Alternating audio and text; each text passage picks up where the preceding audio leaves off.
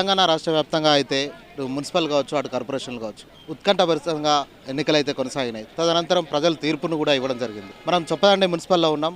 నూతనంగా 1వ వార్డు నుంచి బరిలో ఉండి కాంగ్రెస్ పార్టీ నుంచి గెలుపొంది నూతనంగా చైర్మన్ అయిన అభ్యర్థి దగ్గర ఉన్నాం. వడ్లూరి సరితా శ్రీనివాస్ గారి దగ్గర ఉన్నాం. వారిని అడిగి తెలుసుకుందాం. మేడం, ఎట్లా ఉంది? మీరు నూతనంగా పోటీ చేశారు, నూతనంగా చైర్మన్గా ఎన్నుకోబడ్డారు. ఎట్లా ఉంది మీకు? నమస్కారం అందరికీ. చాలా సంతోషంగా ఉంది. ప్రజలు ఇచ్చిన తీర్పు, కాంగ్రెస్ అధికార పార్టీకి ఓటు వేసి గెలిపించారు. నేను కౌన్సిలర్గా ఫస్ట్ వార్డు నుంచి పోటీ చేశాను. కాంగ్రెస్ పార్టీ తరపు నుండి భారీ మెజారిటీతో నన్ను గెలిపించారు. వాళ్ళ నమ్మకాన్ని నేను అసలు వమ్ము చేయను. నేను కౌన్సిలర్ నుంచి చైర్మన్గా కూడా ఫస్ట్ వార్డే గెలిచినట్టు ప్రతి వార్డులో చొప్పదండి మున్సిపాలిటీని అధికార పార్టీని మన పార్టీ అధికారంలో ఉంది. మన పార్టీ ఇచ్చిన ముందు ఇచ్చినటువంటి హామీలు కానీ ఇప్పటికే లబ్ధి పొందుతున్నారు చాలామంది. రేషన్ కార్డ్స్ విషయంలో కానీ, ఇందిరమ్మ ఇళ్ళ విషయంలో కానీ, ఉచిత బస్సు కానీ, సన్నబియ్యం ఇస్తున్నారు. ఆల్రెడీ ఇచ్చిన హామీలే కాకుండా మనం ఇప్పుడు మున్సిపాలిటీకి మన ముఖ్యమంత్రి రేవంత్ రెడ్డి గారు, మున్సిపాలిటీ మంత్రి గారు కూడా మన మున్సిపాలిటీకి చాలా అవసరాలు ఉన్నాయి. మన ఎమ్మెల్యే సత్యమన్న గారు మనకు తప్పకుండా అతని సహాయ సహకారాలతో మన మున్సిపాలిటీని చొప్పదండి మున్సిపాలిటీని తప్పకుండా అభివృద్ధి చేస్తామని మేము మీడియా ముఖంగా అందరికీ తెలియజేసుకుంటున్నాము. మొత్తంగా ఎలాంటి సమస్యలు ఉన్నాయి పట్టణానికి సంబంధించి? చాలా వరకు నీటి సమస్య ఉంది. మనది మున్సిపాలిటీ అయినప్పటికీ కూడా ఇంకా కొన్ని వార్డ్స్ అభివృద్ధి చెందలేదు.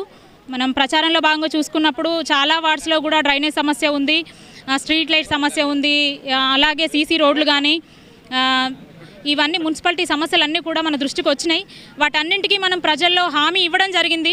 తప్పకుండా సత్యమన్న గారు కూడా, ఎమ్మెల్యే సత్యమన్న గారు కూడా మనకు హామీ ఇచ్చారు. తప్పకుండా మన మున్సిపాలిటీని డెవలప్ చేస్తామని అన్న సహాయ సహకారాలతో తప్పకుండా ప్రతి వార్డుని ఒక్క వార్డనే కాదు, నాకు ఇప్పుడు 14 వార్డులు కూడా అన్నింటిపైన కూడా నాకు బాధ్యత ఉంటుంది. ప్రతి వార్డుని కూడా నేను నా ఇంటిలాగానే భావించి ప్రతి వార్డుని అలాగే మొత్తం చొప్పదండి మున్సిపాలిటీని అభివృద్ధి చేస్తానని నేను మీడియా ముఖంగా తెలియజేస్తాను. మొత్తంగా యువత కావచ్చు, మహిళలు కావచ్చు, మీరు చైర్మన్గా ఎన్నికయ్యారు, వాళ్ళకి ఎలాంటి మాట ఇవ్వబోతున్నారు? ఏ సమస్య అయినా కూడా మీరు అంటే ఏదో మీడియాస్ ద్వారా నాతో మాట్లాడడం కాదు, ప్రతి ఒక్కరూ మున్సిపాలిటీకి వచ్చి మీ సమస్యను చెప్పుకోవచ్చు. ఎవరికి ఎటువంటి అభ్యంతరాలు ఏమి ఉండవు. మున్సిపాలిటీలో మీ కౌన్సిలర్స్కి కానీ చెప్పొచ్చు, డైరెక్ట్గా నా దగ్గరకు వచ్చి కానీ చెప్పొచ్చు. ఏ సమస్య ఉన్నా కూడా తప్పకుండా ప్రతి సమస్యని నా దృష్టికి వచ్చినప్పుడు పరిష్కరిస్తామని చెప్తున్నాం. మొట్టమొదటిసారిగా మీరు ఈ పట్టణానికి చేయబోయే పని ఏమైనా ఉందా? ముందుగా అయితే వాటర్ సమస్య ఒకటి ఉంది. పబ్లిక్ ట్యాప్స్ అన్నారు. దాని గురించి మనం ప్రభుత్వం నుంచి పర్మిషన్ తీసుకొని దాన్ని ముందుగా తీసుకోవడం జరుగుతుంది. చివరగా మీరు ఈ చొప్పదండి ప్రజలకు ఏం చెప్పదలుచుకున్నారు? ఓటు వేసి నన్ను గెలిపించినందుకు మీ ఓటు అసలు వృధా కాదు. తప్పకుండా మీ నమ్మకాన్ని వమ్ము చేయకుండా ప్రతి ఒక్క వార్డును కూడా అభివృద్ధి చేస్తామని తెలియజేసుకుంటున్నాము. అందరికీ మాకు కాంగ్రెస్ పార్టీకి ఓటు వేసి ప్రతి వార్డులో ఓటు వేసి గెలిపించిన అందరికీ పేరు పేరున ధన్యవాదాలు తెలుపుకుంటున్నాము. Thank you. చొప్పదండి పట్టణంలో జరిగిన మున్సిపల్ ఎన్నికల్లో చైర్పర్సన్గా మరియు వైస్ చైర్మన్గా నూతనంగా ఎన్నుకోబడ్డ కౌన్సిలర్లందరికీ నా హృదయపూర్వక శుభాకాంక్షలు.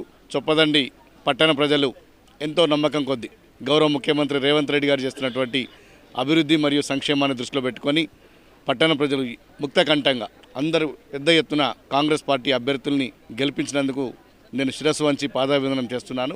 పట్టణ ప్రజలు ఏ అంచనాలు కోసం కాంగ్రెస్ పార్టీని గెలిపించిండ్రో తప్పకుండా వాళ్ళ అంచనాలకు తగ్గట్టుగా నూతనంగా ఎన్నుకోబడ్డటువంటి పాలకవర్గం సహకారంతో ఈ చొప్పదండి పట్టణాన్ని ఒక మోడల్ మున్సిపాలిటీగా తీర్చిదిద్దుతామని చెప్పి ఇటీవల ముఖ్యమంత్రి గారు కూడా చెప్పిండ్రు. ముఖ్యమంత్రి గారి సహకారంతో స్వయంగా వారే మున్సిపల్ అడ్మినిస్ట్రేషన్ మినిస్టర్ గారు కూడా ఉన్నారు కాబట్టి వారి సహకారంతో చొప్పదండి మున్సిపాలిటీని అన్ని రంగాల్లో మోడల్ మున్సిపాలిటీగా తీర్చిదిద్దుతాం. చేద్దాం. ఇప్పుడు వీళ్ళందరి ఒక్కొక్క ఎజెండా ప్రకారం చొప్పదండి పట్టణానికి ఏ అవసరాలు ఉన్నాయో వాటి అన్నింటిని కూడా దృష్టిలో ఉంచుకొని తప్పకుండా చేస్తాం.